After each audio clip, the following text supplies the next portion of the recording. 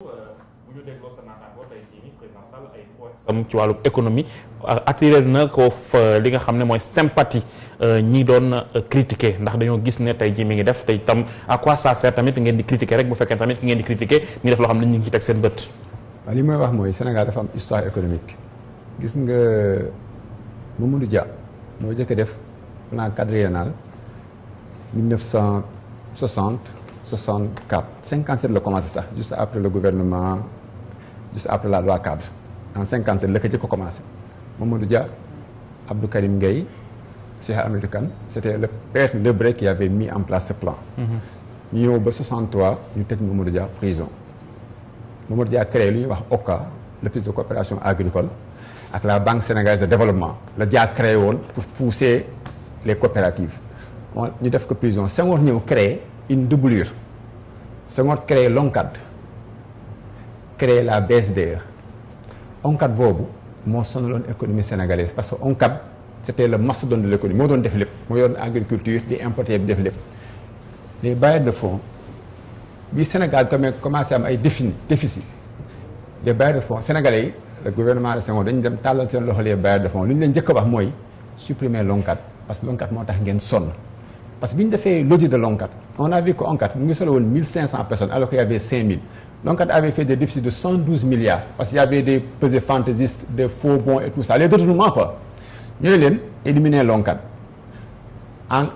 ñu dem assemblée nationale en août 1981 dañuy éliminer ONCAD l'assemblée nationale l'élimine ñu éliminer ONCAD dugal ajustement structurel bi ñu demee ajustement structurel ñu xam ne affaire bi doxul parce que on n'est même pas à 3% taux de croissance ñu dem ba 96 ñu arrêté ko ñu dugal dévaluation daf ñu jox une croissance de 5%. 94 dévaluation 94 excusez-moi. Dévaluation daf ñu jox croissance boo xamante ne c'est 5% jusqu'en 2000 mais dafa ne woon le profil économique instant yii la dévaluation avait tué toutes les structures de l'économie à l'époque parce que il y avait pas de productivité parce que il y avait pas d'infrastructure il y avait pas d'investissement ni sur le capital humain moo tax en 2000 Sénégal était tellement fatigué ba dañu daax Abdou Diouf la dette était de 112% ñu teg ñu un programme ISPE donc 30 ans pendant 30 ans le Sénégal a vécu sous des déficits et sous une morosité économique loolu mu ngi jiyee 2004 avec l'atteinte du point d'achèvement damay wax benn affaire lu ñuy wax affaire du temps mooy lan mais les Sénégalais diggante 2000 ak 2007 sa waay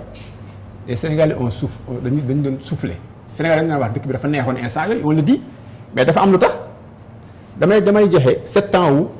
ans 2000-2007 quand Idriss Seck était premier ministre et 7 ans wu 2012 ba 2019 dama koy comparer entre 2000 et 2007 les salaires ont monté presque ils ont doublé triplé. mais 2004-2007 actuel président moo nekkoon premier ministre. maa ngi ñëw rek waaw. entre 2000 non le président Idriss Seck dañ ko éliminé en 2004. 2004 oui. le président Macky Sall ñëw yeggali la dernière année du président Macky Sall à la primature c'était en 2006 c'était une catastrophe. 2007 après les élections législatives. Il est parti en juin 2007. après les élections législatives. Il est parti en juin 2007 mais demain la première année complète du président Macky Sall c'était en 2006 c'était une croissance de 2,6% et un déficit de 6%. c'était une catastrophe économique dama ne ñu ñëw ci 2000 ba 2007 Sénégal foofu xam tax ñu sentir ne seen poste diis na dañ ko sentiroon dañ la koy wax parce que c'est normal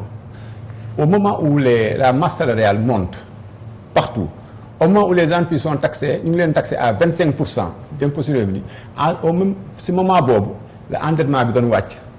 le service de la dette doon wàcc service de la dette dafa passé de 125 milliards à 10 milliards endettement passé de 2000 et quelques à 1000 et quelques c'est normal yow booy fayeeku salaire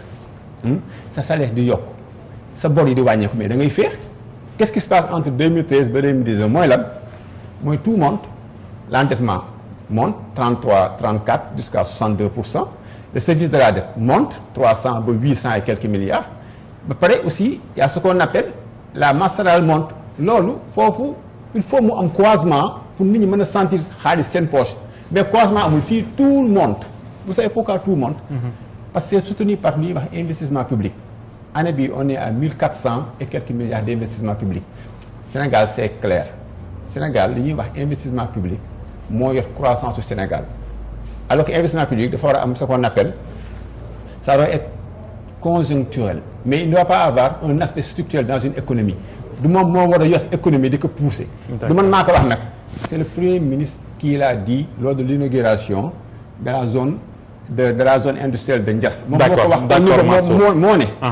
rapidement il faut que nous changeons c'est-à-dire le profil de la croissance doit changer. La croissance est tirée par l'investissement public et ça a des limites. Il faut que le privé vienne prendre le dessus pour tirer la croissance. Sinon la croissance ne peut pas être inclusive. Sénégal depuis 2012 on est dans un état, on est dans un capitalisme étatique. C'est l'État qui